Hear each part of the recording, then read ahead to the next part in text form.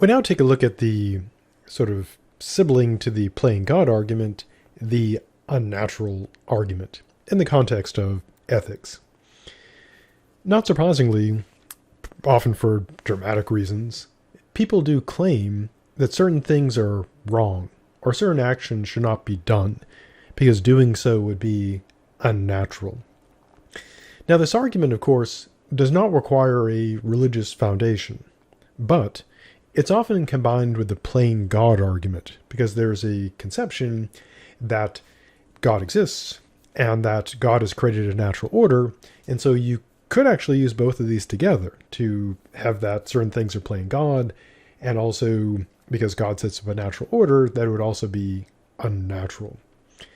Now, much like or exactly like the plain God argument, the unnatural argument has both a literal version and a metaphorical version.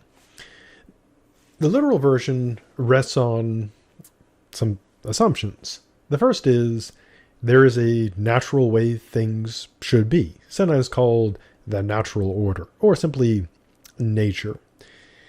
And there's also the second assumption that we should act in accord with this natural way, or we should follow the natural order, or we should act in accord with nature. And of course, this also involves the assumption that unnatural things that go against nature, are morally wrong. Not just unnatural, but morally wrong. Now, defining what is natural and what is not is an essential part of this method. And of course, arguing that we should act in accord with nature, that there's a natural way, that unnatural things are wrong, all those have to be supported and not simply assumed. Now, fortunately, a lot of philosophers, looking at it from a philosophical standpoint, have done the heavy lifting over the centuries. And so there are various moral theories based on the concept of either human nature itself or there being a natural way. In fact, in ethics, it's often referred to as naturalism. You could look at Aristotle in some ways as falling under this, although he's a virtue theorist. He does, as we'll see when we talk about Aristotle's moral theory, he does assume that there is a way humans should be. Not only there's like a way we are, but there is our excellence. And this could be kind of reconstructed as a argument based on nature. Also, many religious philosophers, not surprisingly, in addition to arguing for God, they also argue that God is constructed like a natural law. Some natural law theorists, a lot of their work can be sort of repurposed to a natural way. Now, there's also kind of like a less theoretical version, which is that the assumption being that if something is not done in nature or doesn't exist in nature, that it's simply wrong. And that's usually not something, developed in extensive detail by a philosophical theorist. It's more of a, kind of a popular method that being natural is good and being unnatural is wrong. And this does often rest on, common intuitions. For example, in advertising, there's often the assumption that natural stuff is good and better, and that artificial stuff, natural stuff is bad. Not argued for, just kind of assumed. And of course, while this does have a certain appeal, it's kind of obviously not true, because there are lots of artificial things that seem pretty good that we like. For example, right now, if you're hearing my voice, you're using and seeing this video, you're using some sort of technological device that did not grow on trees, and we could make a case that there's some good to those. Also, in the side of things in nature being like good, well, cyanide is natural, plutonium's natural, and they're very harmful to us. I mean, you wouldn't want to eat cyanide or be exposed to plutonium. And there are all kinds of, viruses and bacteria and fungi that are super harmful to us that are totally natural. Also parasites. Parasites are 100% natural, unless they're manufactured, of course. But we have all kinds of natural ones that are horrible. And so there are a lot of things that occur in nature that we would tend to think of as being pretty horrible. But one can make the argument that nature is basically good and there's a natural order to things, and philosophers over the centuries have done this. Now, what if you don't want to do this literally? You don't want to believe like in a natural order or a natural way or some sort of metaphysical nature. Well, then there's the metaphorical version. So the metaphorical version is based on typically an assumption that people should not go beyond certain limits, kind of vaguely described as natural. Now, one can't simply just go metaphorical and not argue anything. So while if you go metaphorical, you don't have to argue for there being a real metaphysical natural order or nature, you would still need to, provide an account of what it would be to make decisions or take actions beyond those natural limits. And this is often defined in terms of, very much like the playing God argument, in terms of arrogance or acting outside the limits of normal constraints. Now, the unnatural thing also often has kind of like an extra thing to it, that a person is not merely being like arrogant or outside the limits of normal constraints, sort of, generally, but there's also kind of an assumption they're doing something, well, to use a popular term, like something perverted or, dirty or nasty, that it's unnatural. And so there is kind of more of that judgment. So a mad scientist developing, say, genetically modified creatures to serve as their minions, they would probably be, seen as, the person would probably yell at them that they're playing God. But if somebody is doing something that's seen as like, perverted and yucky, they might be described as doing something unnatural. Not always, though. A person may be creating, abominations in the lab and have them referred to as both, playing God and unnatural. Now, when using the metaphorical method, again, one must set these limits, and one must also argue why people shouldn't cross those limits.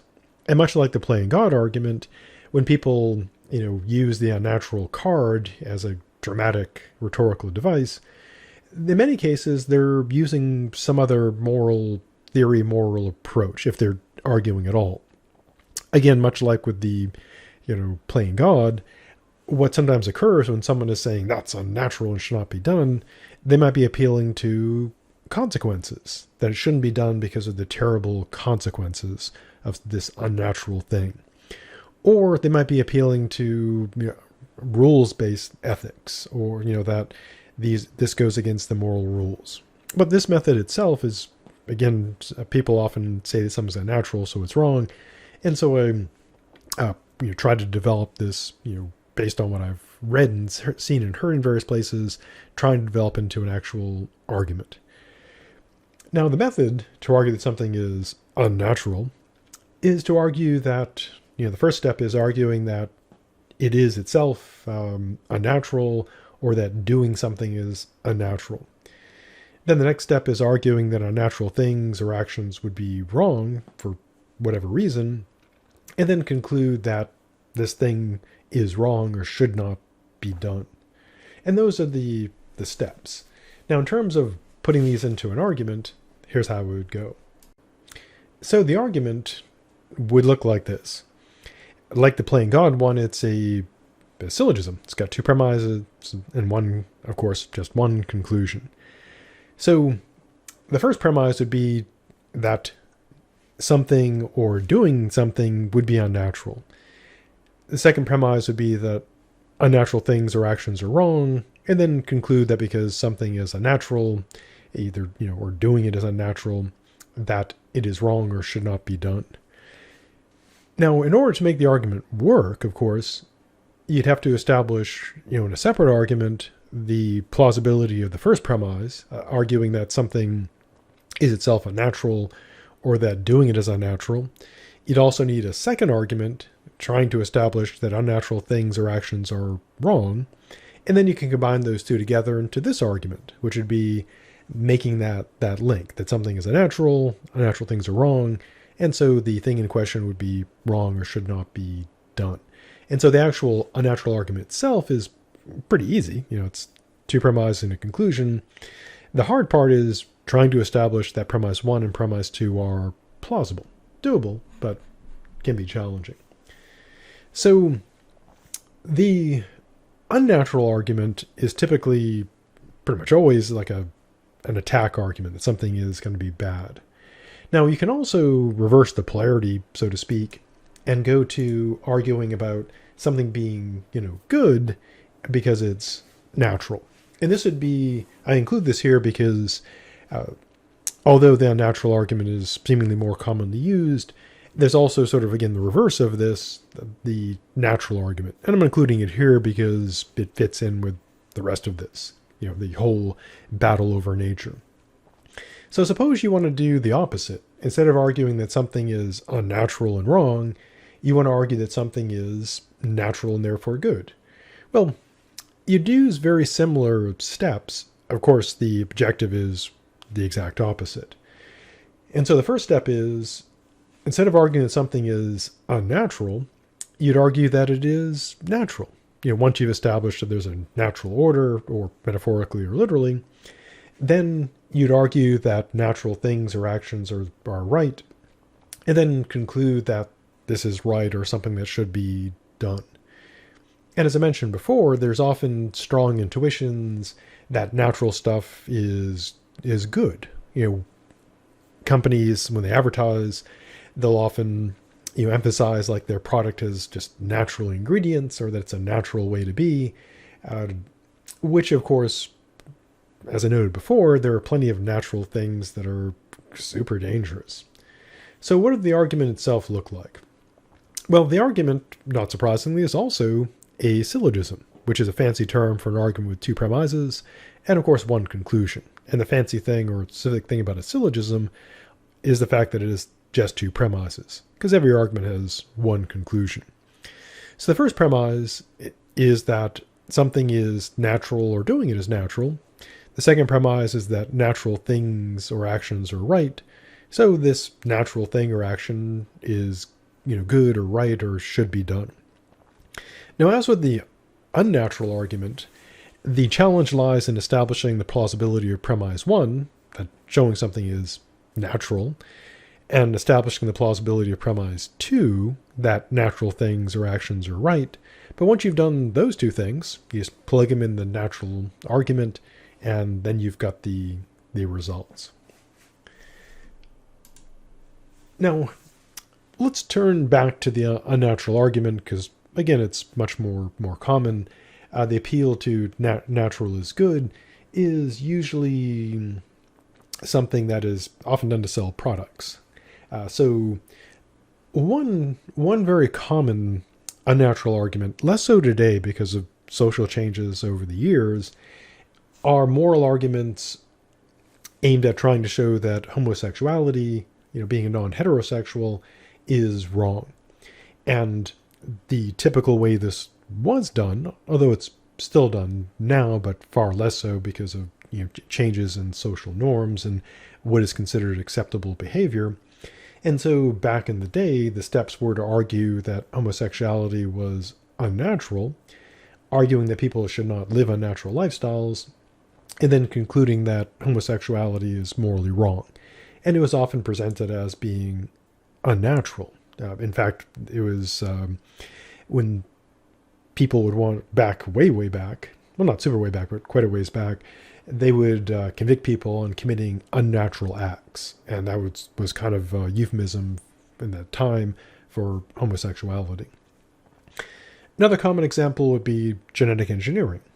The idea being that a person could argue that creating new life forms or modifying existing ones with genetic engineering is creating unnatural things. And then arguing people should not create unnatural things, and then conclude that genetic engineering is wrong. Now, examples of like the natural argument, the reverse, you would take something and show that it's natural. For example, going back, not too far, but back a ways, when there was the debate over same-sex marriage was still a big political fight. In addition to arguing that same-sex marriage was unnatural, the opposite, of course, was that different sex marriage was natural. And being natural, therefore, it's good. And so, in many cases, you can take the unnatural argument and just kind of reverse it, because there's often like a other practice or thing that people want to say is the natural opposite. So again, this is less so an issue today because of social norms, etc. But not so long ago, homosexuality was regarded by some as unnatural, and heterosexual marriage is natural.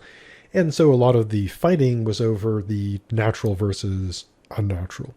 And again, norms have changed, legality has changed, but it was a big fight. Maybe a big fight again, because things change and they change again. So, looking at the natural, as you might suspect, defining what is natural is critical to this argument, both types. Either trying to say that something is unnatural requires a definition of natural, and of course trying to argue that something is natural and good requires a definition of the natural. Now, if we do it like in a really kind of simple, way, if we just simply take natural to be non-artificial, which sometimes people do, that's a possible definition. But of course, if we accept that strictly speaking and make natural good and natural bad, and natural is everything non-artificial, then every piece of technology we have, beginning with using a stick, fire, let alone things like, computers and, cars and so forth, all that stuff would be immoral, which there are probably some people who believe that, but that seems rather counterintuitive.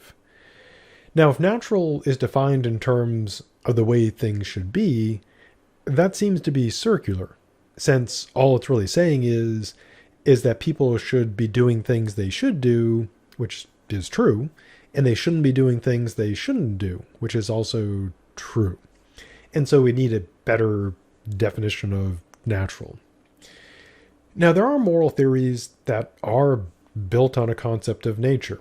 Taoism, although that's a complicated case because the Taoists, some of them would argue that it's not a moral theory per se because it's, I guess, maybe better than a moral theory on their view, but it does present the way, the Tao. Also, as I mentioned before, virtue theory, it presents a view of nature the way people should be. Aristotle, Thomas Aquinas, etc. take this view. And not surprisingly, many religious approaches to ethics also include like a natural order or natural law. And the challenge, of course, is you can't just simply assume, that I can't just assume my conception of nature is correct and true and then just go from there. We need reasons to accept that a conception of nature is true and good. As always, one can argue in the context of a theory, but that can be a bit weak because it assumes that the audience must agree with the theory. Now, of course, there are ways to criticize the unnatural argument and, of course, the natural. So in responding to the unnatural argument, or its sibling, the natural argument, there are a few ways to do this. Rather like the playing God argument, if you're engaged in a live discussion or virtual live discussion, and someone throws out that something's unnatural, a reasonable response is to require if they don't do so, require that they spell out exactly how something is unnatural and why this is wrong. This can also be a request for the person to explicitly state the underlying theory or principle they are using. As with the playing God argument, asking them to spell out their position is not actually a counter argument. It doesn't show that they're wrong, but it would, if they can't respond, expose the lack of argument on their part. Now, from the standpoint of rhetoric and persuasion, this generally is not incredibly effective, but from a logical standpoint, if a person's got no argument, they got no argument. And again, it doesn't mean they're wrong. Not having an argument doesn't mean that their position is incorrect. It simply means that they have no support for their position. They give no reason to believe it, which doesn't mean that it's not true. It's just that they've given you no evidence or support for it. So what about actual counters? Well, much like the playing God argument, a common way to respond, effective way to respond, is by analogy, to show that it's acceptable intuitively, bringing in the argument or appeal to intuition, to be unnatural in similar situations. So the method would be to draw an analogy between the situation being discussed and a similar situation in which the decision or action or thing is intuitively acceptable. Now, in some cases, you'll be arguing against a person or a position, and you know the person's other views in regards to similar things. And one way to be, to launch like a consistency argument against them would be to find an area where they are fine with something that is seemingly unnatural in their own view, and yet oppose it in this particular case.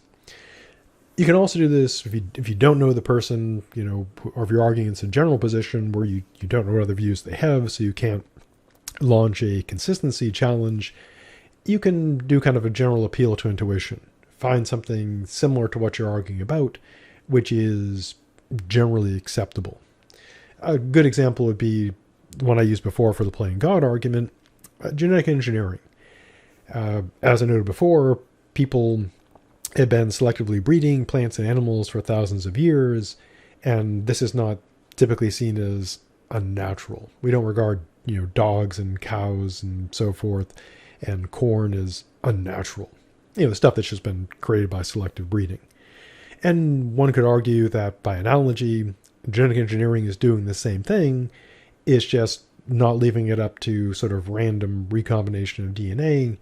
Therefore, if our creation of dogs and particular breeds of cows and horses and corn and so forth is acceptable, therefore genetic engineering would be acceptable as well. Now, as always, you can counter the counter. So again, the paper is an objection reply to your argument model. And so you could argue for your position. You might make it the unnatural argument, consider a reply to your view, and then of course reply back to it. So you could try to undercut, in this case, the analogy. So if you were debating about, for example, genetic engineering, you could argue that there is a relevant difference. That even if people are kind of like picking which animals are reproducing, you take, you want to produce like a smaller dog, so you select smaller dogs and you have them breed and you get smaller and smaller dogs. That involves human intervention, but the process itself, you could say, is natural. Nature is taking its course. But if someone goes in, and modifies the genes, you might argue that goes beyond the limits of nature. That is unnatural. And again, the challenge is showing why, say, humans forcing animals to breed a certain way is acceptable naturally, but not modifying the genes would be unacceptable. And this can be done. I mean, you can argue almost anything. Another method of responding is effective against arguments that are focused on, and it's a common argument, saying that, this is unnatural, literally meaning it doesn't occur in nature, therefore it's wrong. And you may be wondering why, if you can see them in the background, why have the penguins there? There was many years ago on The Daily Show, back when it was Jon Stewart, there was a segment on, they were, same-sex marriage and homosexuality, etc.